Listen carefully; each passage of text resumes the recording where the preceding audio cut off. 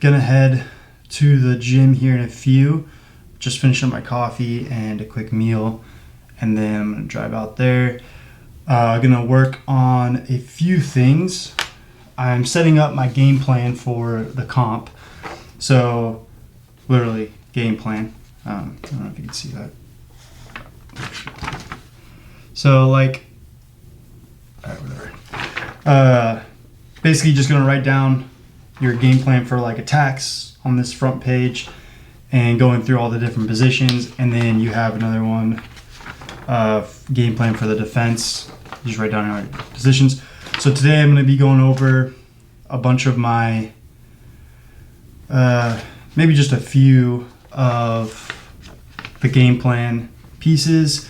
I'm going to record some of it, and I'll put that on this video. Bear with me. I'm nothing special at jiu-jitsu. I just, and then up until going to this, deciding to do this competition, not a huge no-gi guy, so I am still trying to wrap my head around the more wrestling type, scrambly type freaking grappling. The difference between no-gi and gi is really just grips and how you approach the match, I guess, in a way. How I've kind of deciphered it is in no-gi, it's more like a wrestling match. You're scrambling. It's more, it's quicker and a little more explosive, and a lot more movement going on. As for gi has a lot of grips. It's very slow. You're trying to slowly maneuver through things. I mean, no-gi that can happen, but a lot of times because of the strong grips you have, because of the fabric, it just really slows everything down, and it gets very technical. At least that's kind of what I've noticed from watching it and also training in it. And if you do it and you feel like it's different or the other way around, or maybe more balanced for you, that's great. It's just how I am. Maybe the better I get, the more it'll even out. Who knows? But yeah, so we're gonna work on some stuff today. I'm not sure what sequence I'm gonna work on and whatnot. I got a few guys coming that'll be training with me, so you'll see that. And you'll see just probably a few moves from what we do. Not sure I'm going to do this footage. I don't know if I'm going to put music over it and you can kind of just watch the sequences happen, or if I'm going to go put the mic on or leave a mic on and you can just listen to the sound of the gym and me getting thrown around. I don't know. So, alright, that's today's plan. Jiu-jitsu, some sort of lift later. I don't know if I'll put the lift in the video though. I might put a couple clips, but just for sake of time, especially if I'm putting the jiu-jitsu clips in, I might not put the lifting ones in, if that makes sense, just to keep it down.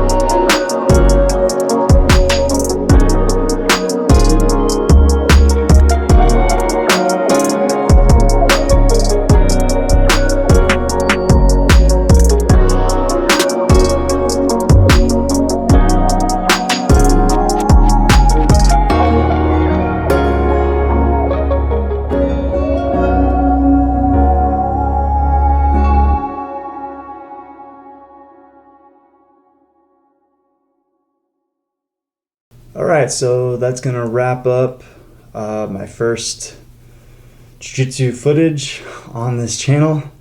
Took a little bit of me convincing myself to actually put that up, and it's really just because I'm not great. I'm not a high belt. Jiu-jitsu is not my number one thing. Obviously, I know more about training and lifting and stuff like that than I know jiu-jitsu, but in the spirit of comp and the fact that I'm labeling these videos as fight prep, I figured I should probably start putting some of what I'm actually training into the video. But anyway, just like I talked about before, I filled out a little bit of the game plan. We mostly worked on my attacking and like what the game plan is that way. Filled out the sheet a little bit. I don't know if you see it. It didn't really pop up very well last time, but yeah, you see all that right in there. Pretty basic stuff. As if you watch the footage, for stand-up stuff, it's more like single leg kind of attacks, and then passing. I'm really just gonna do what I normally do, which is I do like a shoulder drive into the legs, hips area, and climb my way up through or past guard. And then if I'm in side control, I'm gonna go for the typical like Americana or something like that. Just keep it very simple for me.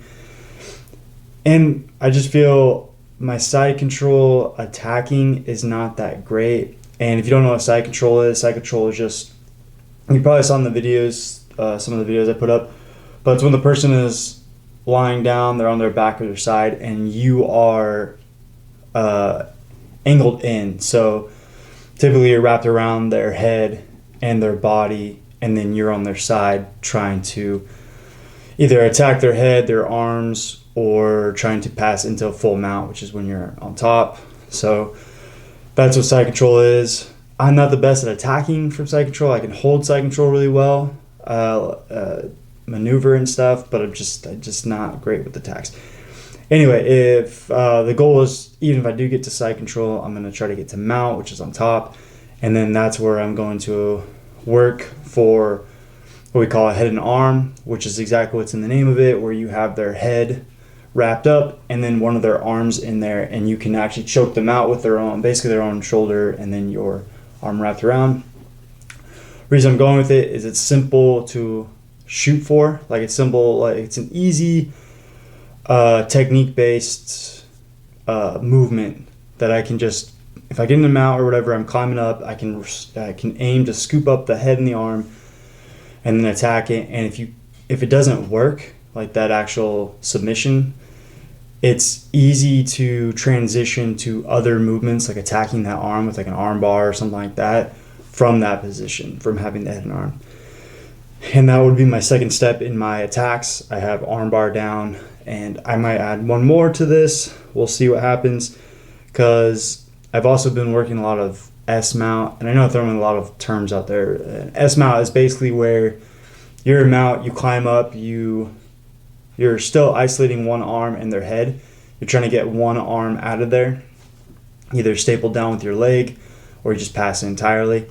And then you kind of scoop up their arm, shoulder, and head area with your leg instead of your arm.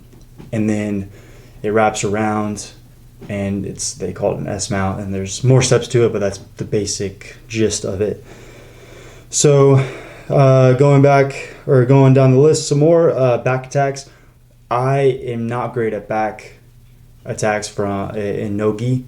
Gi, I have a little more options. I practice a lot more, but in no gi, I honestly have no idea really what to do. So my shot is going just to be a normal rear naked choke. If I find myself on their back, clenched on, like basically if you're like a backpack, I'm around their back, I'm just going to switch to a normal RNC or rear naked choke. Just easy to do and simple. Don't have to think about it. Most of us just kind of naturally do it if we're back there anyway.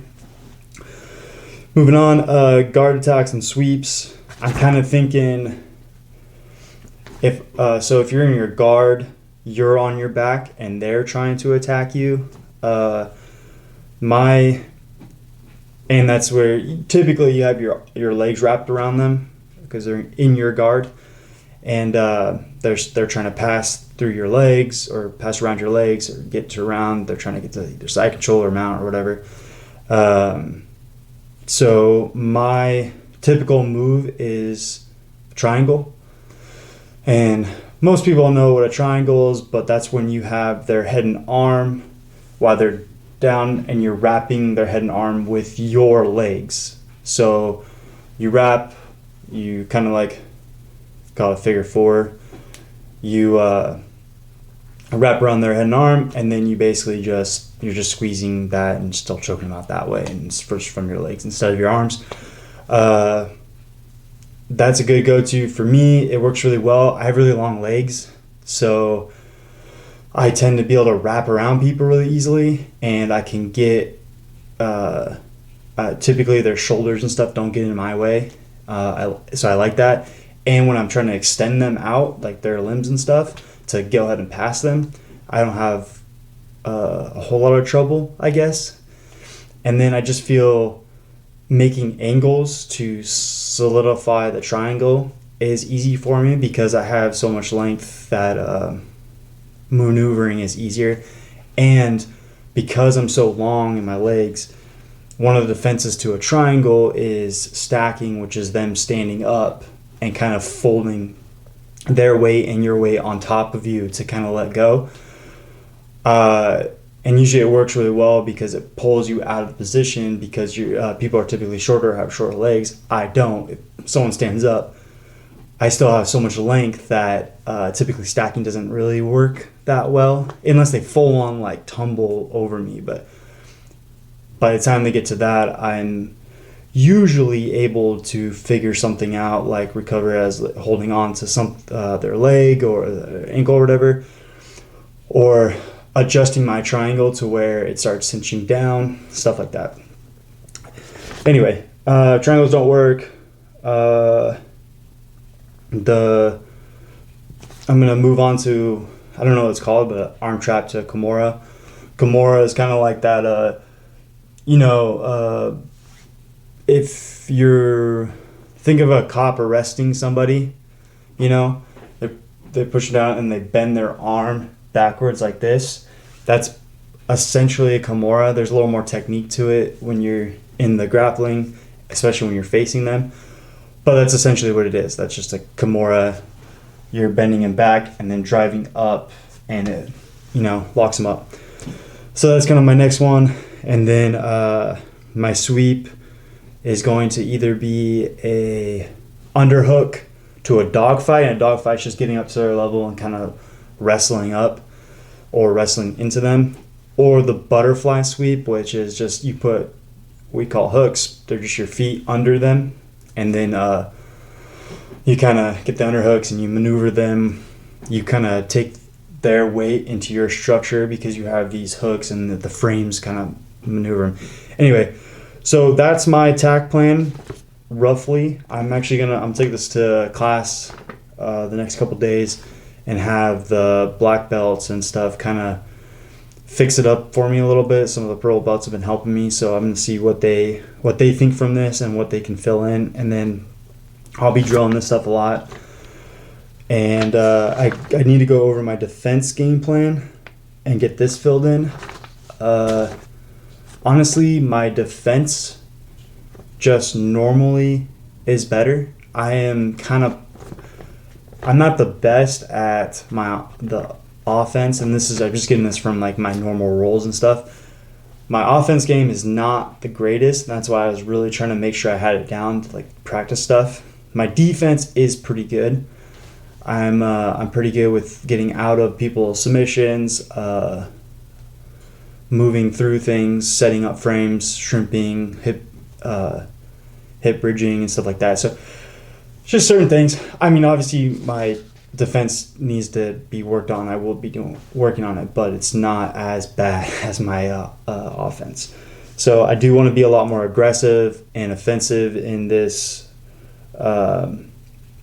match I have coming up. That's kind of my goal, is to be more of an aggressive grappler for this one, just to see how it goes. And I feel as if I can hone that in, that a little more aggression, it'd be a lot better for my game plan, just because I'm a little stronger and a little heavier, and I can kind of maneuver. So we'll see what happens. I'm excited. I also weighed myself in.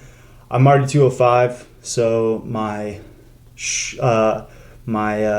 slow cut became a fast cut. But even from like bodybuilding, I was always good at cutting weight, and especially just because I have a lean body type. But I actually should have just increased my food or kept my food at that bulk surplus I was at, because I dropped it to a little bit of a surplus, but not quite. It was a little over maintenance is what I dropped my calories down to. And because I figure with the amount of extra work I'm doing, that little extra would be good, and it would bring me down to maintenance, and I'd even out and slowly drop. But I guess I just didn't realize how much work I've been putting in with the jiu-jitsu, which is it's really just a bunch more cardio, because I'm rolling a lot more, I'm drilling a lot more, so the cardio is higher. So, and I'm still lifting and stuff. So I'm just putting in more work, which makes sense. I just wasn't keeping track of it as much as I should have been, just because I was so focused on training and getting this game plan down. Because the last week I've been really getting advice from people and working things and trying to hone something in. So that's why I let that go. I'm eating I'm eating enough. I should have just been eating more, and I'm going to start adding more in. And that's what I'm going to touch on really quick before I wrap this video up is don't be afraid to increase carbs, okay? I know a lot of people are afraid of carbs, but just increase your carbs. They will help. They help with recovery. They do help with muscle growth. They help with so many things, and they help offset certain training methods, especially if you're picking up your training a little bit more. You're adding some more stuff in, or you're lifting a lot heavier and whatnot. I mean, this is why people start lifting a lot heavier and longer when they're in bulks, because they're eating a lot more carbs. So remember, you can bump your carbs up as you train more and getting more out of your diet. Don't be afraid that you're going to bump your carbs and you're just going to you're not going to just get fat. That's not going to happen. And just make sure you're paying attention better than I am, and you can always evaluate, but don't underdo your carb intake when you're really trying to hone in a skill, like when you're trying to learn a new skill, when you're training more and you're trying to push more. You can offset it to where you're still getting leaner and the carbs are benefiting your stuff. Don't just go out of your way and increase a bunch of protein because that's what you think. Protein helps recovery, yes, to a certain extent, and then the rest has to be shuttled with carbs and utilized with carbs, and also fats. Your fats help build your hormones in your body, which if you're a male, actually both male and female, you guys are, your testosterone is derived from cholesterol, which is derived from fats. Fats build hormones, and that's only one hormone. There's tons of other hormones that are used in muscle building. So anyway, long story short, make sure you are not plummeting your energy levels and your hormone productions by killing your carbs and fats and just increasing protein solely. It doesn't make any sense. If you're hitting, you can be, what is it, like a gram, like my shot, no matter what phase I'm in, is about a gram per pound of body weight, like of protein. That's a great spot, because you're getting enough regardless if that's too much or the right amount, because really it's being shown that you can have a lot less and still be recovering just fine. Anyway, 1 gram per pound of body weight for protein. All the other calories can be fixed about 30 depending on what kind of athlete and training you do, 20 to 30% of fat from your daily calories, and the rest just backfill with carbs.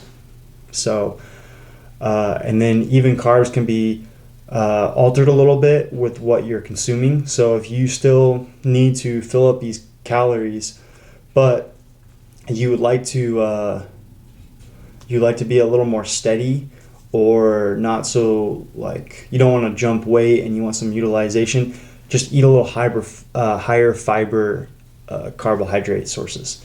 That'll help offset a lot. Don't overdo it. If you do too much fiber at one time and you're not used to it, your stomach will tell you for the next little while. So, all right, I'm gonna wrap it up there.